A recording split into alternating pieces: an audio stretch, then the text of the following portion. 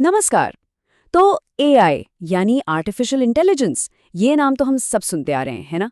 लेकिन अब भारत इस दुनिया में एक बहुत बड़ा दांव खेल रहा है।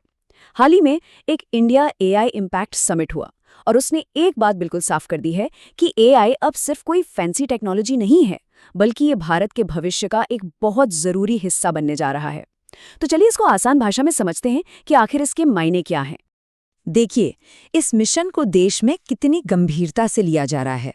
खुद प्रधानमंत्री नरेंद्र मोदी का ये कहना कि एआई हमारा आकांक्षी भारत है, ये साफ करता है कि इसे सिर्फ एक तकनीक की तरह नहीं देखा जा रहा, बल्कि इसे भारत की उम्मीदों और आकांक्षाओं को पूरा करने वाले एक मजबूत साधन के रूप में देखा जा रहा है।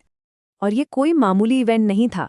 जैसा कि मंत्री जितिन प्रसाद ने कहा, भारत के लिए इस समिट को होस्ट करना उतना ही बड़ा है जितना किसी देश के लिए ओलंपिक्स को ऑर्गेनाइज करना। मतलब ये एक तरह का ऐलान है कि भारत एआई के मैदान में दुनिया को लीड करने के लिए पूरी तरह से तैयार है। तो इस बड़ी कहानी की नींव कौन रख रहा है? इसकी नींव रख रहे हैं हमारे देश के युवा। चलिए देखते हैं कि कैसे वो इस बदलाव की कमान अपने हाथों में ले रहे हैं। ये उम्र है वरुण सिक्का की। और जानते हैं ये कौन है? ये इस समिट के सबसे यंग स्पीकर्स में से एक थे। सिर्फ 18 साल।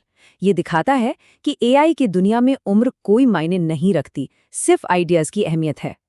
वरुण का जो मैसेज है वो बहुत ही पावरफुल है। वो कहते हैं कि आज की टेक्नोलॉजी ने अच्छे आइडियाज को हकीकत में बदलना इतना आसान बना दिया है जितना पहले कभी नहीं था। इसका मतलब साफ है, अब बस एक अच्छा विजन होना चाहिए और कोई भी एक बड़ा इनोवेटर बन सकता है। और ये सिर्फ बातें नहीं हैं, असल में हो रहा है। यूआईआई चैलेंज के इन प्रोजेक्ट्स को ही देख लीजिए।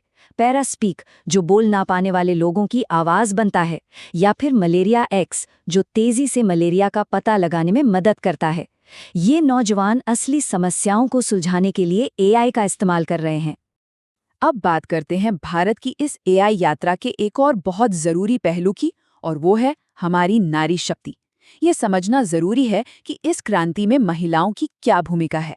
अक्सर ये सवाल उठता है, एक धारणा सी बनी हुई है कि टेक्नोलॉजी तो मर्दों का ही काम है, लेकिन क्या ये बात सच है, खासतौर पर भारत के लिए?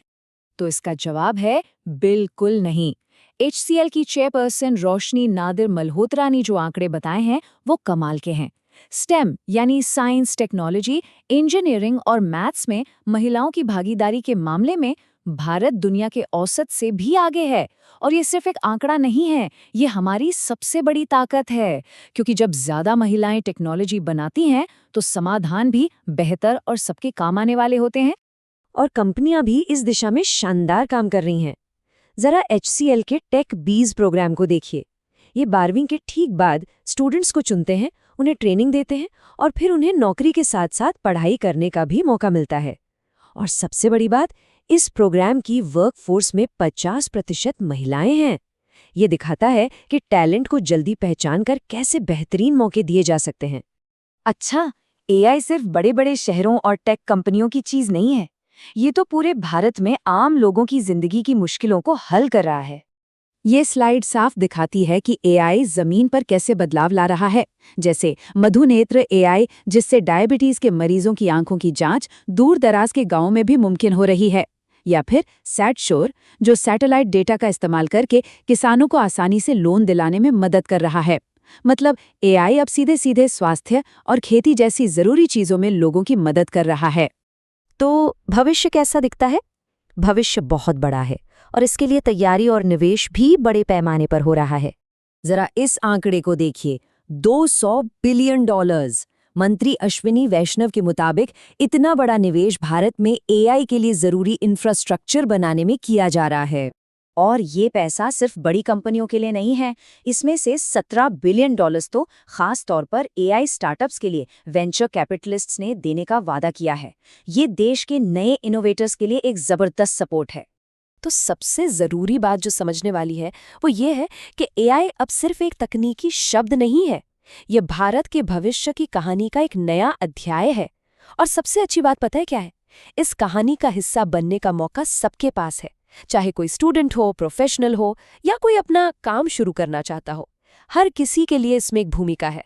सवाल बस ये है कि इस मौके का इस्तेमाल कैसे किया जाता है।